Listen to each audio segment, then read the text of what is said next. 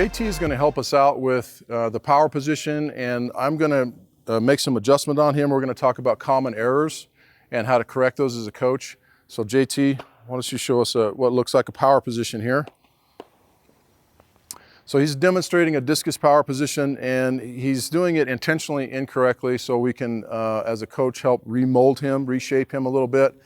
Some things we're looking for is posture and alignment. That's always important to me.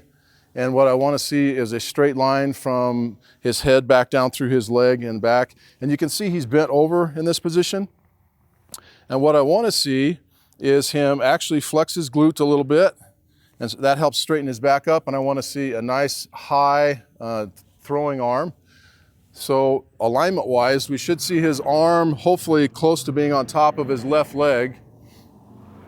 And we should see his non-throwing arm straight off his body like this.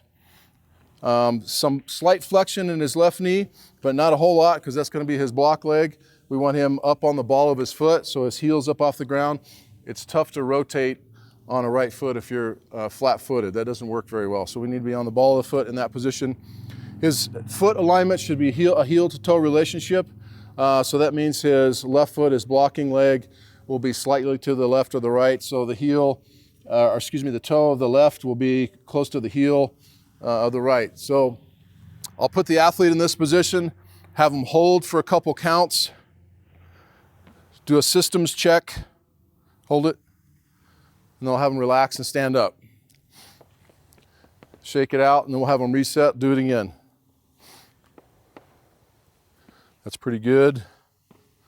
The adjustment I may make is slide his hip under a little bit, easy. Hold the position. As you can see, it's a little difficult just to hold positions. I'd like to see a little better flexibility, hold, and then have him relax, stand up out of it. I may do this 20, 30 times with an athlete until they get used to this positioning. Try it again. And then I'll make the adjustments as the coach. He's doing a pretty good job here. Good. Now, let's show some common errors, JT. How about a blocked off foot position? And typically what I see is a bent over posture. So the hips are back and we have a low point out here, high point off here, which means he's going to throw it out of the left sector line or into the cage from this position. The fact he's blocked off, that presents some problems too. He can't get his hips around. So I would physically tell him to move his foot into the proper position. I would adjust his arms and I would adjust his hip positioning a little bit. Stay there, hold, and hold. Again, and we'd repeat. I'd have them stand up. When they start shaking, you know they're pretty tired and they need a break. So we'll have him get in the position again and see if he can repeat it.